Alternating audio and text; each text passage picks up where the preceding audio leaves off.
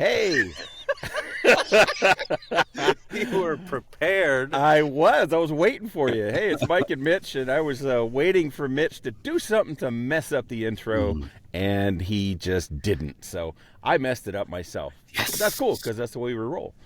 Today, to witness our nuttiness and enjoy being a part of it, we have Miss Sarah Orton. Hi. Hello, Sarah. Thanks for joining us. Oh my God, thanks for having me.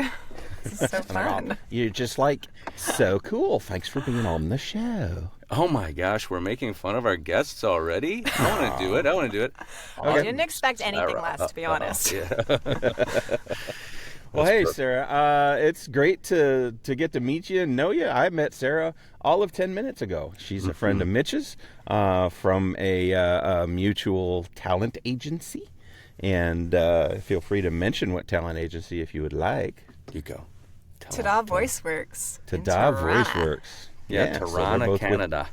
Yeah. Oh, Canada. Can you The sing the whole best. thing? So they're both with Tada, and they're good friends. And Mitch said, let's have Sarah on the show. And I said, Yes. let's do it. And I was like, no. And then I was like, okay, sure.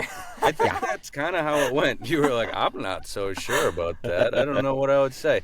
Well, But I'm guess glad what? you're here. Yeah. We hear good things about you, Sarah. So, Oh, that's good. Yeah. you know. I think it was on my goals of things to do in the future was get on a podcast and Really? Well, sorry you had to face my burst your bubble fear. with this one. face my fear of This has to be the easiest one.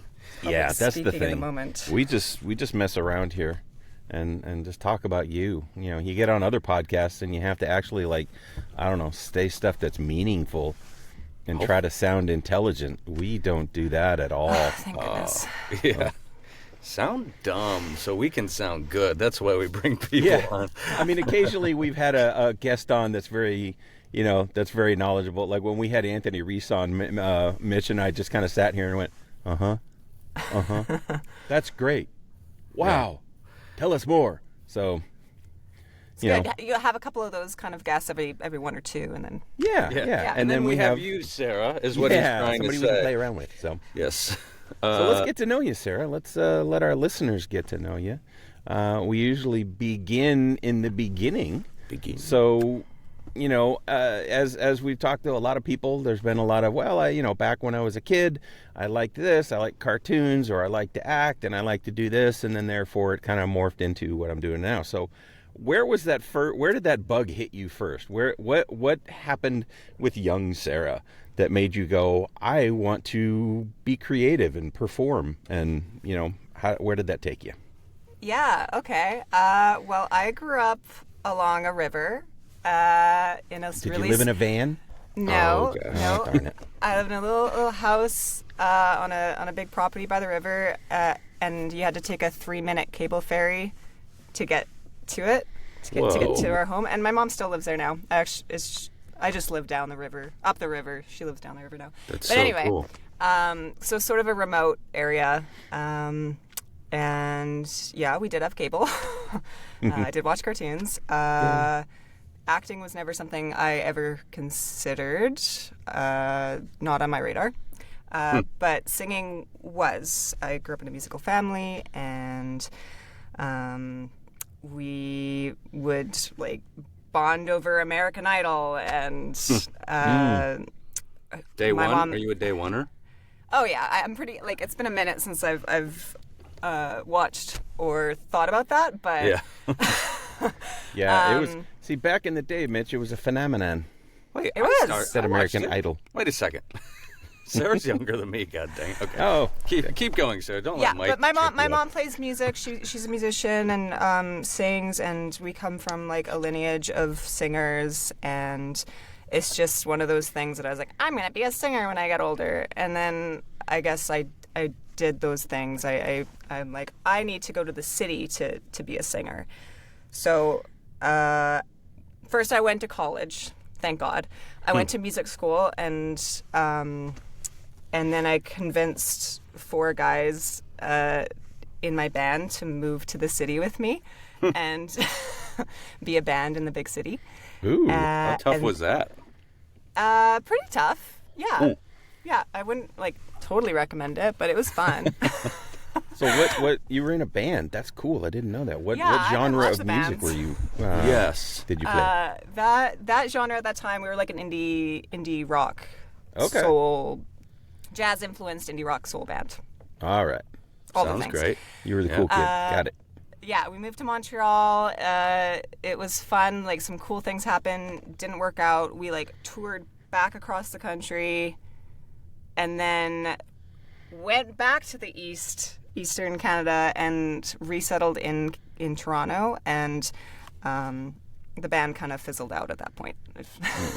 Wow. But I was in Toronto, and I ended up staying there a lot longer than I thought I would, and really enjoying the city. And this is going to be a long story, I guess, but That's all right. We got all the time in band the world, story, Sarah. It's so interesting that you are the first musician Yeah. who's been in bands, and singing is their main thing. So blow it up. yeah. Yeah, please tell us this the is nitty gritty. a new path for our Yeah. listeners. So Okay, please. okay, well, yeah, like I did the dirtbag route. Like I was, playing shows and bars and doing the van life. But when I went to Toronto, yeah, the band fell apart. I got just random jobs and kind of lost my confidence a bit because the band wasn't doing its thing, and I I couldn't play an instrument at that time, and I was in a big city, and I don't really know. There's a bridge to this story where I think I put an ad online looking for a bass player or something, and someone responded to it, and I think that's how I got in communication with this person. And he's like, "I have a studio. Come check out my studio." And I'm, like, okay, should I go check out this studio at this random person's, Yeah. wherever Yeah. this Could is be in the creepy, city? yeah. It could be that throws creepy. up a red flag for me. Yeah, I was Did being. you bring a gang of people? Well, yeah. So I had a girlfriend that just moved to town, and I don't know if she convinced me or I convinced her, but we decided to go there after so long of come check out the studio. So we went. I'm looking on a map. It's in this industrial part of town that I'd never been to before. It's so Christmas. so sketchy. And we go there, and it's actually really cool. It was an arts collective. There was a cafe and this new budding scene, and there was a woodworking shop, and then there was this guy with this beautiful studio, and he was really awesome and friendly, and he ended up producing one of my first singles at the time. Solo, yeah. It was a pop thing that I had stems from the band, and we never ended up putting that song out, so I wanted to work with a producer to figure out how to move forward with it. But during that time,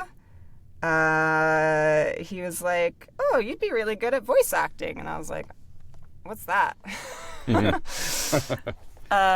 And then I went home and Googled it and checked out the websites he recommended, and I was like, "Oh, I could do that." And so I made a demo that night.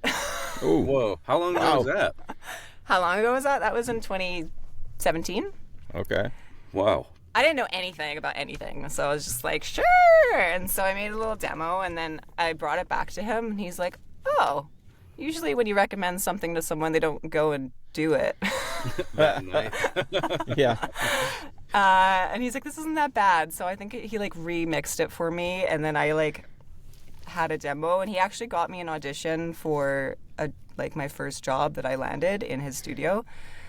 And that was the moment I was like, whoa, this is a whole world that is creative and fun, and I'm using my instrument in a totally new way. And yeah, that was kind of the beginning. And then I left the city after that and forged my way online.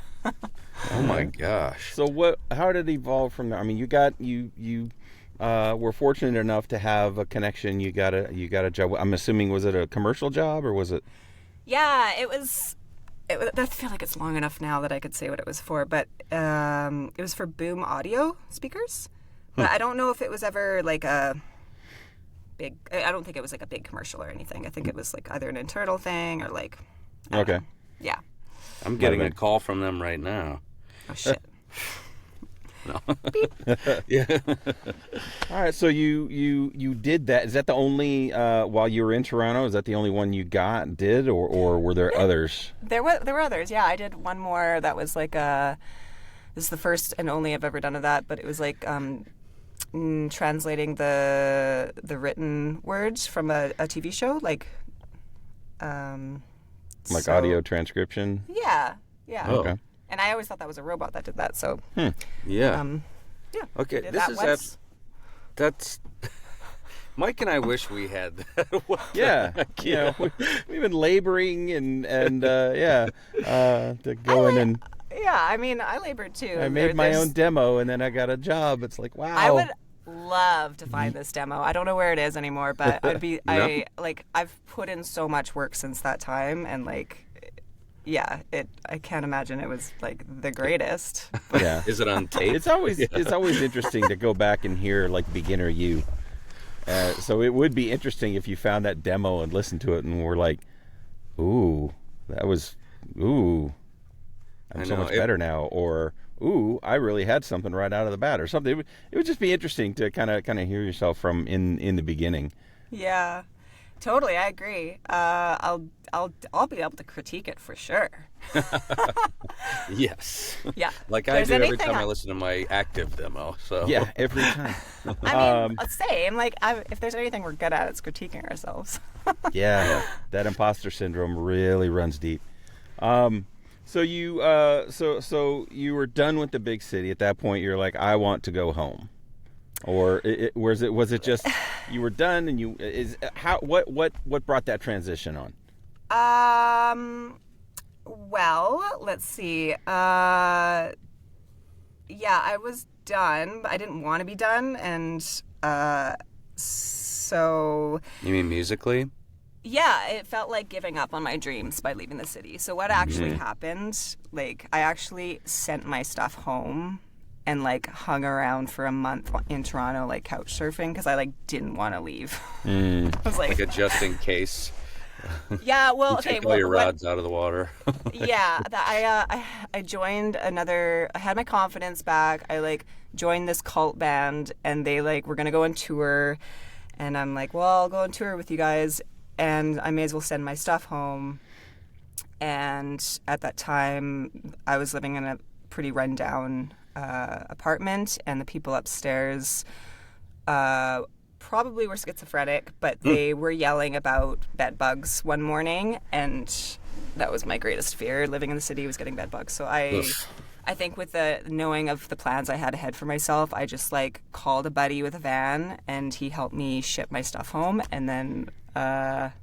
Yeah, it was pretty abrupt. Wow, man. So, yeah. So you get home, and was that did you move home? Yeah, I moved home. I'm coming back. I was 27 years old and living at my mom's house, and I set up the shed. We have like a shed with electricity and laminate floorings, but it looks like a rundown shed, and I set up shop in there and just, like, put in auditions. Wow. Like, galore. All right. In the shed, the shed recording studio. Your own shed. That actually sounds really cool. So what you were doing auditions? Where were you? I mean, were you online at that point? Were you? Did you have an agent, or No. were you just, like, out there pushing?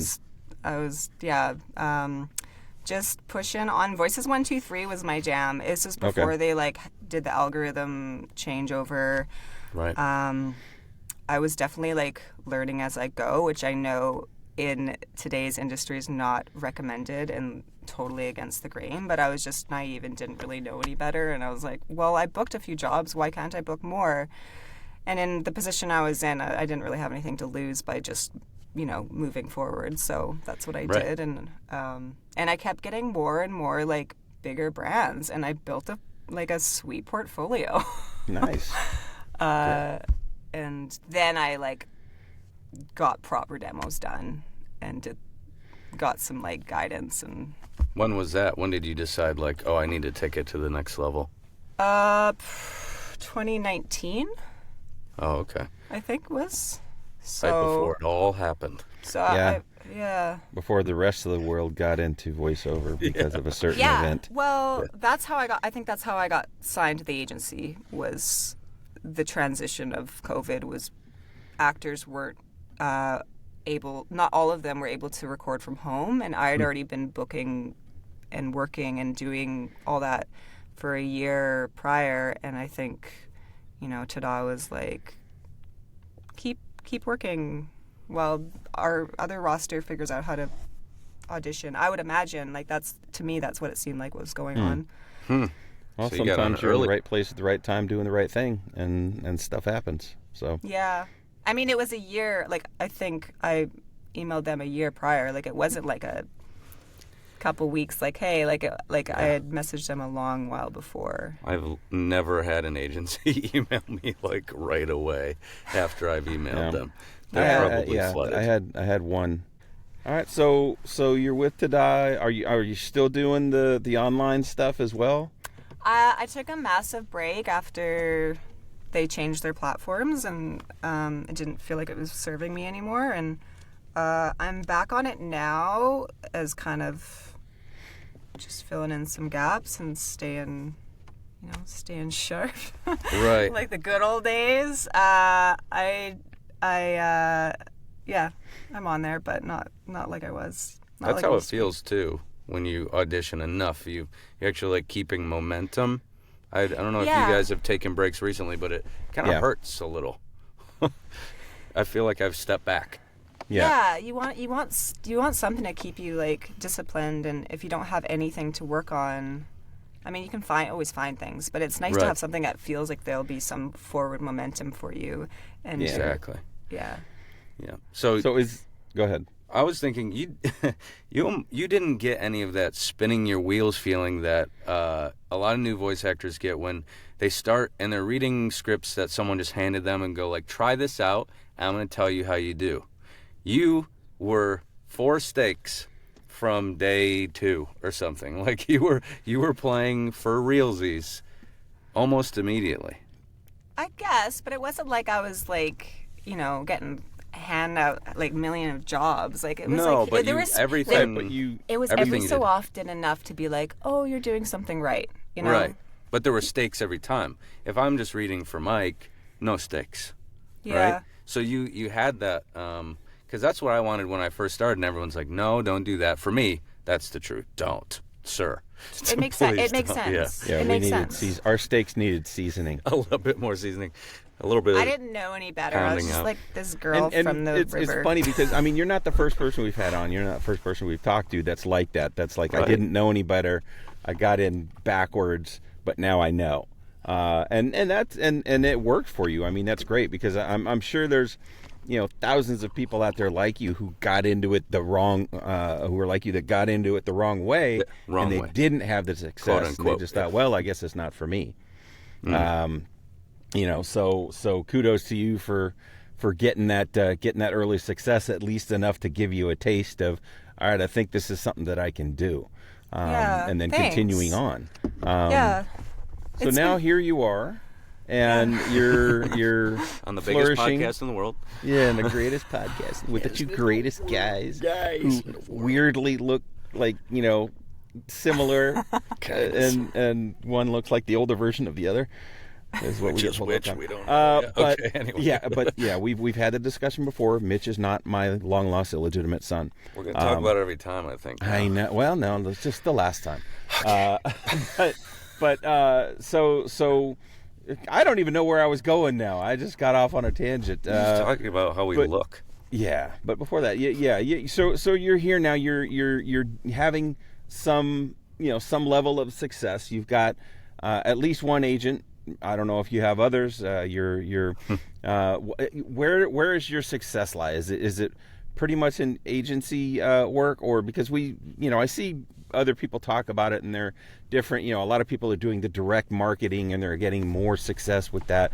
Do you do any direct marketing, or are the auditions just coming to you? I mean, I found that doing the direct marketing, I did it at one point, and it wasn't for me because I do have like my music as another avenue of like I have to do all that stuff there, and I have the auditions coming from my agency, and I feel like I've been, successful with them in the last few years specifically. But I don't really have anything to compare it to either. Like, I don't really know. Like, it's great talking to other voice actors and knowing, like, how many agents do you have, or like how many auditions do you put in a day? Like, a lot of that stuff, like, I had nothing to compare it to. So I already forgot what your question was, but I think you're kind of answering it. Where are you getting, like, where does your work come from mostly now? Is it Tada? Yeah, Tada, and then I have my own, like, circle of videographer friends from the community I'm in, the Kootenays. It's pretty small here, and it's a pretty, like, sport, tourist, like heli skiing and kind of vibe. But, yeah, I get some work through them, and, I don't know. I'd love to get more auditions, but it's... Well... So I think we can really rip the lid off this box here. When I met you, you were getting some work through Tada, and you were doing music, but it wasn't like, it didn't feel like it was all culminating right then and there. But not long after we started talking, you're like, oh, I booked a tour, and then, oh, I got this thing. Tell us about maybe the last 6 months where things really started to, like, ramp up for you, and one of which is making a new demo. The demo. So, like, okay, so I had the OG demo that was like the forbidden demo, never do your own demo. I did that demo. Yeah. And then I did my first real demo with Adam Kirshner, who's amazing and also a musician. He did the, like, was it the viral TikTok challenge? Which one? Like, all of them? I don't know. He, like, coined the whole thing. Really? Wow. Yeah. OG viral TikToker. I'm so bad. Anytime someone's like the famous, I'm like, I don't know. You guys, so many people in the. I know, it's probably good. I say TikTok, it's probably good you don't know. So anyway, my tangent here is so that was, I got that in 2019. So then that's like 6 years of one demo. That's a good ride. Yeah, and then Tanya's like, you need a new demo. I'm like, okay. How did that feel? So is it a commercial demo, I'm assuming? Yeah. Okay. Yeah, and and I had I needed a new demo, and I had someone in mind for that for a long time, but I just was really afraid to, like, pull the trigger because I didn't think I was ready for that or something. I guess there, a lot of self-talk, Sure. But then I finally did it. I was just like, what am I waiting for? Like, I'm just going to sit here and be like, I need a new demo still, so just do it. Yeah. Who'd you pick? Eric Romanowski. Eric Romanowski. Now, yeah, and he's awesome. You've said the name enough. I realize we're friends on LinkedIn. Mike, be friends with this guy. He posts so much interesting stuff. Okay. He's highly active. That's the I'll thing. I find had him on socials for, like, I don't know, a few years before, and, like, I've even reached out to him and I, like, just, checking out the vibe, and it just didn't happen for, like, a few years. After I'd reached out initially, it was, like, an ongoing thing. But, like, yeah, I think it's great. Like, you have social media presence with someone, you kind of get a vibe for who they are and, like, what they believe in, and, like, do I want to work with this person? And, like, I think all that stuff really helped to make my decision, and I'm happy with it. Yeah, super solid. Very cool. I do wonder. I'm assuming it involves music. The commercial demo? Yeah. Yes. I mean, or no? there's music on it, and Okay. there's a spot where I like whoa, do that or whatever. Yeah. I'm curious because, again, I mean, you're really the first person we've talked to with where music is truly a thing for you. And their main thing. So, yeah. And so I'm wondering, do you get jobs where your a commercial job where you have to sing, or is that kind of an extra thing that you can add and book jobs because of it? From the get-go, I thought that was going to be like my special power, but I haven't actually ever booked anything that required singing. Not one? No, but I have I've done jingle specific. I've written music for sync placement. Like my ear and my skill set, like when I get an audition in, I'm like reading a spot, like I am thinking about all those other things, and it's influencing what I envision the read should be. So I think it's given me an upper hand in a way that I didn't expect. That's interesting. So your brain you can, when you're looking at copy and you're looking to record it, you're thinking of it musically as well as the specs, if you will. Totally. And that helps you work out the script. Yeah, and visually, I'm a very visual person, and I will just kind of paint a picture in my head and see how those different pieces can fit in, and I don't know. I feel like that's a really fun way to approach it. Yeah. I feel like I'm missing a whole limb or something. No wonder you're getting booked. That's insane. And I'll be honest with you, I am not a coach. I am not an agent. I am not anything. I'm going to give you a little bit of advice that I think would be cool. And I'm not saying do this all the time, but I think it would be cool if pick and choose. But if you get a commercial script and it's just here's the thing and you read the thing and you do your 30-second ad, maybe at the end of that audition, sing the tagline, just belt it and have them go, because I don't know, it would make you stand out, and they'd be like, true. Okay, well she sounds like that other person, cool, and all of a sudden, what? Wait, what was that? I should take more risks. That's probably something that's I'm always, I sing. Yeah. And if you do book because you do that, I want the credit. Oh, what? I'll take 10% off the top. No, oh my God! Yeah, just shake that right off the top. Shaking it down. No. But I don't know. That just seems like something that would be very interesting to me.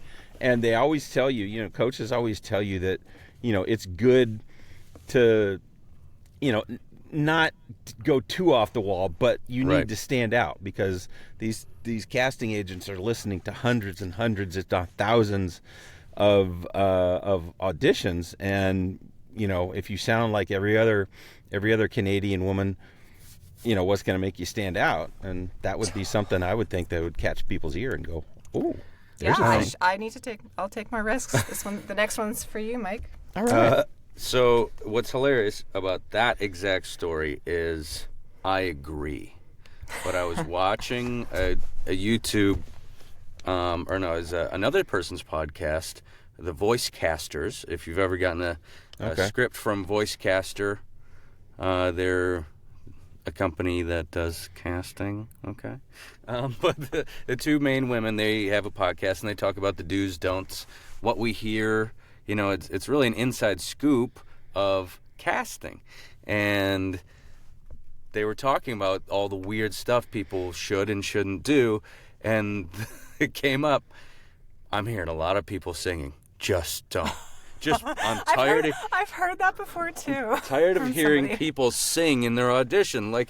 I'm like, shit. I had literally just come to the conclusion that I'm going to sing every now and then, and I hear these ladies. But they're always people. Them. Huh? Everyone has their own opinion. Though. Yeah, that is just them. And I still sing because it's fun, and I'm having fun. Okay. I don't sing because no one would have fun. I think it'd be hilarious if you're bad. I mean, the ba-da-ba-ba-ba guy, the whatever his name is. Oh, the Burger King guy is the worst. Ba-da-ba-ba-ba. You know the Burger King commercials? Whopper, Whopper, Junior. I mean, he just off key and just. I think it's to be funny. Yeah. Have it your way. I'm like, goodness, if this guy can get a job, why can't I get a job? I actually met the people who made that. Really? Well, ask them. Hey. Yeah. He's very successful, turns out. Yeah, it's a successful ad campaign. I mean, they've been doing it for years, but still, every time I hear it, I'm like, holy smokes, that's so bad. It's so bad. Why? We'll have Sarah Why do did the that next work? one. again, having that extra limb in your brain limb, where you can play movies, head movies, and act over them, absolutely insane. I didn't know people don't see things like that. I Sorry, see you were words about on to a say page something and else. try to interpret. I have to try very hard to do, and I think it is maybe muscle memory for you. I think it can be done, but, sometimes I'm just too in my head to do it, which is really unfortunate. But do you think, like, even just the vocal training of knowing how to sing well right off the rip folds into voice acting immediately? Do you think that, like, that would help almost any person if they could sing first or if they knew music first? Yeah, I think if you had proper training and, like, understanding of anatomy and, like, breath support and tone control and all of that plays into speech just as much as singing. And I think it gives people the upper hands. Like, how many times do you see voice actors who are also singers? It's fairly often, Yeah, that's true. Yeah, I think. But that doesn't mean that you have to. No, I know. And I don't know. I think a few voice lessons are. You'd be surprised what you take away from it. I'm reading a really good. Okay, my voice instructor, who I studied with for 3 years straight in college, she's amazing, Laura Landsberg. She retired from teaching at the college and went to study with this guy in Sweden. Sweden, Robin de Haas, who does breath work, and it's a practice that is kind of unlike what other people are doing, and it was picked up from a different lineage of teachings. But she got certified. I think she's the first person to be certified under him in Canada, and I don't know, his work is really cool, and I would just highly recommend any voice actors to go get his book and check it out, because say his name again. Robin de Haas. Robin de Haas. The Path. Is it? I think Robin de Haas. I think his book is The Path of the Voice. It just speaks about our breathing mechanisms get constricted, and we often are over singing. And I'm not certified to really explain it all, but it is.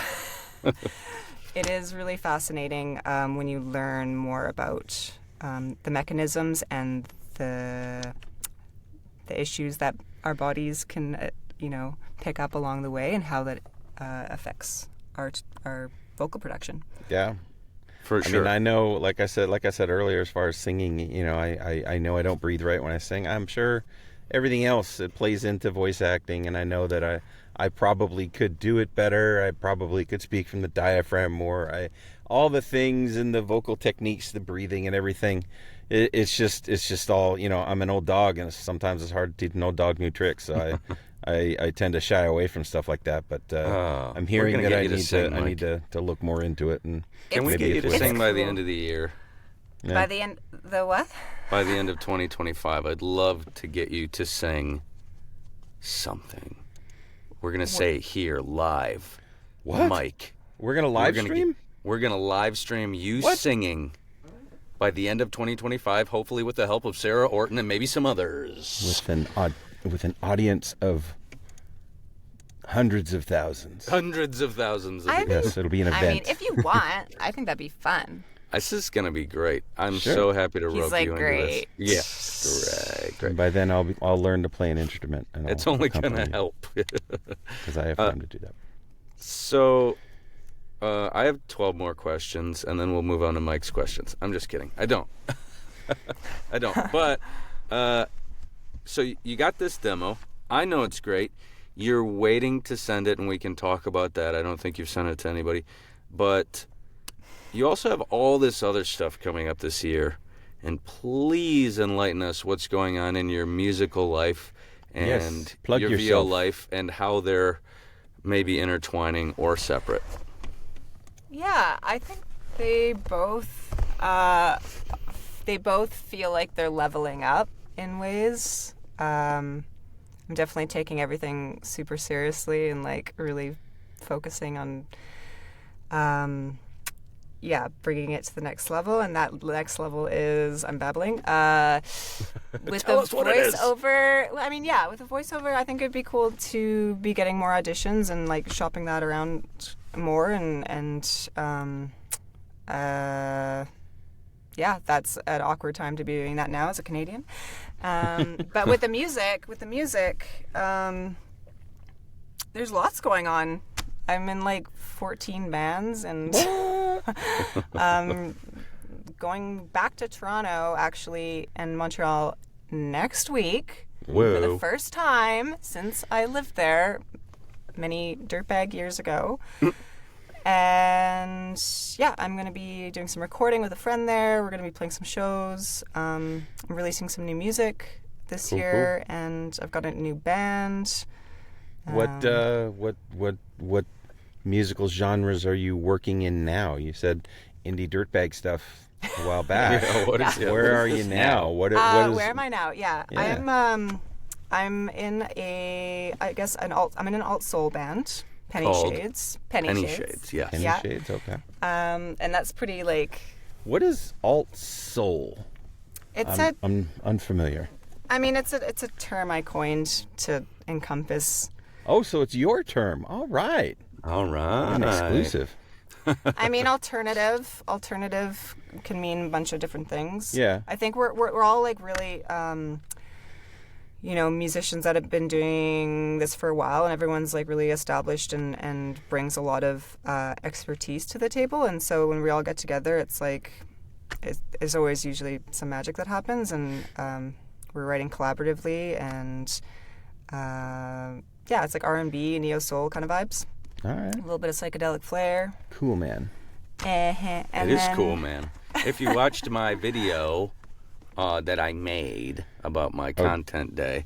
Did she do the music Penny for that? Shades was the music for that. Ooh. Hard Times. I'll have to watch it again because, I'll be honest, I'm not the type of guy that I'll do something like that and I'm not like, ooh, that music really hit me. So I'll have to listen to it again. You're looking at my cute face the whole time. That's fun. And it didn't get taken down. I was like, I'm giving you permission, but that might not mean anything to the robots. Yeah, it could. It did say it wasn't going to play in some countries, so Canada might have been. Well, I don't know what countries. Guatemala, perhaps. New Guinea. So you're in 14 bands, you said. Yeah. Or at least you're pairing up with different people. Yeah, so I have the Penny Shades, and then I started another band that's like supporting the songs that I've been writing on my own with the guitar, and I guess that, I don't know, I haven't figured out how to describe that quite yet. It's like moody soul noir. My friend coined that term, and I really like it. Soul noir. It's like alt folk-ish. There's a bit of Americana vibes, but it's... And what would you call that band? Well, I'm just going under Sarah Orton right now. Okay. And Sarah Orton Band sometimes. Yes. And I think marketing yourself as something else feels like a lot of work at the moment, so I'm just keeping it simple. Right. For now. The only reason I'm picking it apart, I'm sure Mike's the same way. We don't know how this works. The music industry to me is like, I have no freaking clue. Yeah. Because, Jay Giles Band. Is the guy even named Jay Giles? I don't know. So if there's a Sarah Orton band, that could be anything. It's true. But it is you, I know that. And you have some followers, you said, so they know that. But then they're like, I like Penny Shades too. I wonder if they're going to make something. How do you decide if you're going to step into the booth to do voice acting or if you're going to step into the booth to play your guitar and sing? Like, how do you keep all that together? That's a great question. I have to be really disciplined and like make sure I carve out time for each thing. Otherwise, it kind of won't get done. But I also make an effort to approach it with a very playful, way. Like okay, this hour is going to be like I'm going to try and write something, and it doesn't matter who it's for or what it's for. I'm just going to try and like do something playful, or like make a silly reel or something just to like, I guess stay active on socials, but also like learn a new song and kind of just, do something that's not the same all the time, I guess. Right. But also just demand too. Like if I have voiceover stuff to work on, that takes priority usually. Deadlines, right? Yeah. Yes. Um, Generally less to than me 24 by hours. tomorrow morning at 8 a.m. Yeah. right? That's Yeah. what I'm doing right after this. Is Yep, getting yep, some auditions in. So, There you go. yeah, it's 16-hour day. it's effort. It's like it's play, but it's effort. Right. How do you keep yourself But you in that enjoy mindset? both. I love both. Yeah. Yeah, and that's what counts. Right. It sounds, I don't know. I might get burnt out if I had to juggle all of that. Let's not talk about that. Yeah. Okay. I Yeah, don't get there's- burnt out. yeah. I get burnt out, yeah. Burnout Okay. happens. Burnout happens. Yeah. A lot of things. It makes, Burnout. These last few weeks have been so crazy for me with this trip coming up that I actually, burnout is a hot topic, and I think we all should make sure that we take care of ourselves, and that means prioritizing the fundamentals. that Gotta makes take sense. care of you. Yeah. Yeah. Maybe have a little walk or something. Get on a little podcast for an hour or so. Yeah. Totally. Well, It's tiny tiny. therapy. We'll I call try to this walk every therapy. day. Mike and Mitch's Yeah. therapy hour. That's it. What do you guys do for like to keep yourself sane with the voiceover world? Bang my head against the wall repeatedly. No. What do you do, Mike? I mean, there's I have a day job, so I think of voiceover while I'm doing my day job, which kind of is detrimental to the day job sometimes. But there are times that it does get busy where it's just like, anything in the booth is completely out of my head. And there have been those days, especially earlier this month, and I've talked about before. What I do is kind of response related. I'm not a first responder where I go, to a site, but like I was dealing with the wildfires in California for a couple weeks. Remotely. I was burnt out. I had a couple of auditions that came to me from agents where I just had to email them and say, I am so sorry, I cannot do this today. Yeah. And you know when it's like Yeah. You got to be in a group. feels You rough. gotta, because the worst thing to me is to get into the booth and just totally not have my head in it and start trying to record something, and then I'm in there for an hour just fighting with one script, going, why on earth am I doing this? So. Yeah. But yeah, I mean, there is that balance. I mean, I have a family. I have a wife that loves me, and I know Mitch does too, and that's a good thing. And that really does help therapeutically, knowing you have the love of a beautiful woman that supports you. She won't watch. Yeah. It's like, you do your thing. I love you. I love you. support you. I love you over there. Yeah. So and then for me it's I'm a Christian, so there's religion, there's my church and the involvement there, and that's therapeutic to me. And then just other hobbies and other things. I'm a big but Mitch and I are both big board gamers. We like those board games. And so Yeah. just having a good game day with some friends and stuff, and or playing it does D&D help. with some friends. So Man, I have too many hobbies. That's part of the problem. If I could get rid of some of those hobbies, maybe I'd get more work in the Shift them voiceover down. world. Yeah. or just schedule them. That's all. Right. Yeah. Well, there's time for everything. If Yeah. I Gotta could schedule it. If I could just Except have a for good sleep. laugh with a friend, I think, which I guess is what this is, and what Anna Marie and Sarah and everybody on Tuesdays will get together and we'll have a workout or a chat, and we have our other groups that we go to. Having these chats is like probably It's one the of the best. Yeah, we've talked things about it that- before. I mean, that was like literally when we started this podcast. We didn't used to have guests. We had just Mitch and I talking about something. One of the first topics we had was community. gag. And, and just No, I'm those just kidding. episodes back then. Holy smokes, just you and me talking. Ew. Ew. But I mean, just the community meant so much to us, and that's how we got this podcast started. Is we were part of an accountability group and got to know each other and enjoy each other, and said, let's do this thing. It's so cool. Yeah. It really makes a difference to just have a place where you can connect ish on something and let it go wherever it needs to go. And Woo! Speaking What of a letting fun- it go, Mitch. Well, I'm feeling a little pent up in the sense that I haven't acted in 45.15 minutes. I do have one last question. Other than the two people you named, yep, it's always my question. Other than the two people you named, is there anyone you want to shout out or have us keep an eye on in the musical or VO world that you've been thinking of? That you're like, man, this person is killing it. I know you have like a singing partner. Oh. I don't know. Mitch, you've been doing great with the voiceover. Hey, yes. Mitch, and your singing's been like awesome. We should have Mitch on the podcast. Yes. Did I do this wrong? Was I supposed to be someone that suggests to come back on? I'm sorry. Yeah, Mitch likes to hear other names, and I mean I do too. I But just that's kind of what we are. I mean, we do have a few established people, coaches. I mean, we had Katie, the wonderful Katie Lee on last week, who's been in the industry for 40 plus years. But a lot of times we have people that are just like us, who are in this journey and working through it, and not super successul, but we like to highlight them. So us, not you, Sarah, us, me. Oh. Yeah. But I mean, so we like to hear names. So, I mean, you should get Matt Fogarty's my other voiceover friend. You should get him on the podcast. Nice. I don't actually have a lot of voiceover friends. That's where I'm like, well, that's not true. I guess it's grown over time, but that's why I'm like, yes to having these like accountability groups or like these little online social things, because it's how else do you know what's going on? And Matt's on our roster. I think that won't be too hard of a connection. Thank you for that. I'm definitely all right, gonna look Mitch. up this other guy. Okay. How about now? You ready to play? Can we act already, Mike? You've been holding me back. Yeah, it's all me. It's all me, isn't it? It's always me. Mitch. I have to blame someone. Yeah.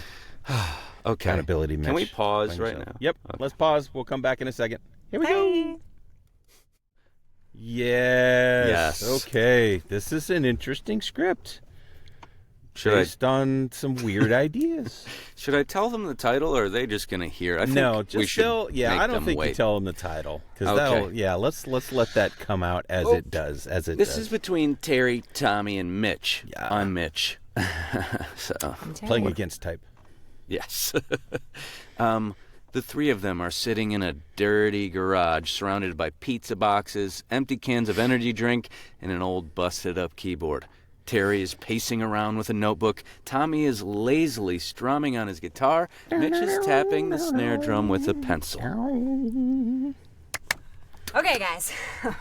Okay, so hear me out. I've been thinking, we need something that grabs people. Yeah? Something raw, and I mean real. Yeah? Like, what's more real than roadkill? It's like life and death on the side of the road. It's gritty. It's poetic. What? You want to write a song about roadkill? Yes, but like the beauty of it, like how life moves on, even if it's ugly. We could tie it in with soft serve ice cream metaphor. What? Like death and sweetness. It's deep. It's gonna be a hit. Wait. Soft serve roadkill? Dude, you're gonna need more than a metaphor. You need like a miracle. No. Yeah, like, okay, imagine you're driving down the highway, okay? You see a possum just splattered on the asphalt. But then, bam! You see this beautiful swirl of soft serve ice cream, and it's like fusion of life and decay, and that's a song. What? Okay. So like the possum is the life, and the ice cream is the decay. Exactly. No, wait, scratch that. The ice cream's the life. And the roadkill is the death. It makes sense. Yeah. It's about finding sweetness in the tragedy. It's like a reminder that even in death, there's something beautiful. Whoa. I mean, I'm confused, but this is going to be either brilliant or a complete fucking train wreck. Either way, I'm in. How do we start? Like, hold on a sec. Like, I saw a raccoon covered in goo. Perfect. I saw a raccoon covered in goo. Sesame tree. Okay, wait. Hold on. Are we sure this isn't just a fever dream I'm having right now? I mean, this is like so existential. Like I can almost taste the vomit in the back of my throat. Yeah, but it's got that edge, that weird edge, and weird's good. All right. Whoa. We need a chorus. Okay. You know, something that punches and something like Roadkill Sunday. Yeah. Jumping down your chin. Ooh. Okay. Wait a minute. Wait. What if we do something like darker, like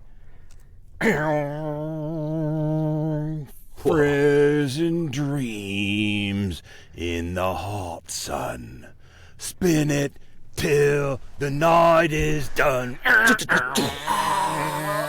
love that. Yeah. Get it. Yes, you get it. This is it, guys.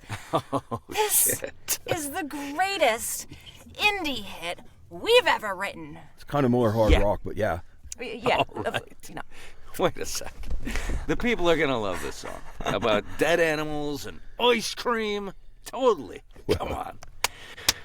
So we are all in agreement then. Roadkill Sunday is going to be a smash hit. I mean, if by smash you mean a smash of like confusion and disgust, sure, I'm in, man. Let's do What's it. new? I mean, what's new about that? Let's get this mess recorded. Yeah. Dripping down your chin. Dripping down your chin. All right, and we have decided when ChatGPT wrote that thing, that is going to, we're going to have Sarah back on the show before the end of the year to sing her newly penned hit Roadkill Sunday.